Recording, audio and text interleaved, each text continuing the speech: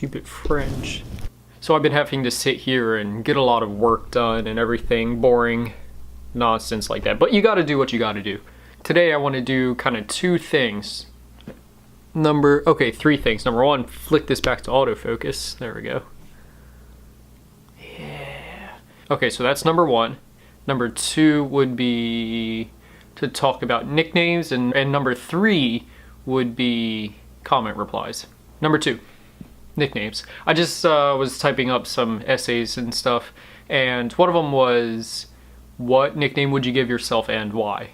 This just reminds me of a story. I was walking around with Megan. You know Megan. Don't be weird. Okay. And I told her that I want her to call me Hunkules from now on. You know, like from that Hercules movie. Hercules? Honey, you mean Hunkules.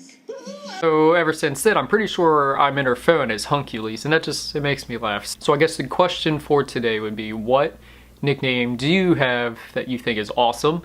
Or what nickname do you want to have that you think would be awesome?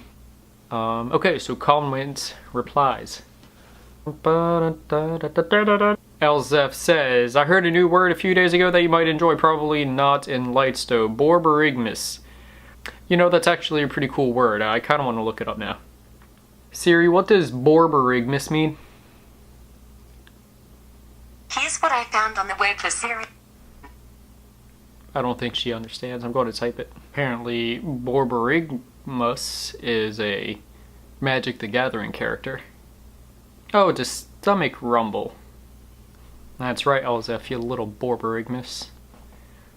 And then they say, and hey, the focus is, so, thank you, Elzef. Thanks for coming through. On the same video, Christina says, word idea, Christina. You know, Christina, putting your name in the lights would certainly be a thing I could do, maybe. I don't see myself doing it, but, you know, thanks for the suggestion. Elzef says, favorite city I visited, DC, love the Smithsonian, could have spent several more days exploring there. DC, I mean, it might be different because I live 45 minutes away from DC. I don't actually know how long it is, it's just not far. And I'm there, honestly, all the time. I'm not a big fan of the nation's capital. I mean, I appreciate the history and going in there, and the architecture is really cool, but walking around the city, I just feel like I'm being watched. I know as a person who uploads their life onto YouTube, shouldn't be much of an issue, but it's weird. Then you mentioned Moolock Beach, which is just north of Newport Beach on Oregon's coast. That sounds really awesome. Ezra, so this is from the video from the 9th, so Vita 209 now showing. Ezra's the guy from Sight and Sound who is playing with my camera. He's actually a really cool guy. So, did my light just turn on? So if you don't know, Sight and Sound is this theater company. I think they have a couple different theaters, and they go and perform these big, dramatic, biblically based stories. So Ezra, good to see you, man. You said, this is Sound and Sign Theaters guy. It was nice to meet you. I like the vlog. Well, thank you.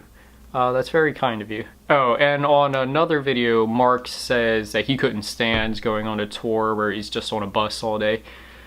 I hear you, Mark. There are some things that were pretty cool, but I would have liked to have gotten out and experienced things rather than just observe things. Enjoy it for what it was. It was a decent ride, air conditioned, and I got to see a lot of a beautiful state.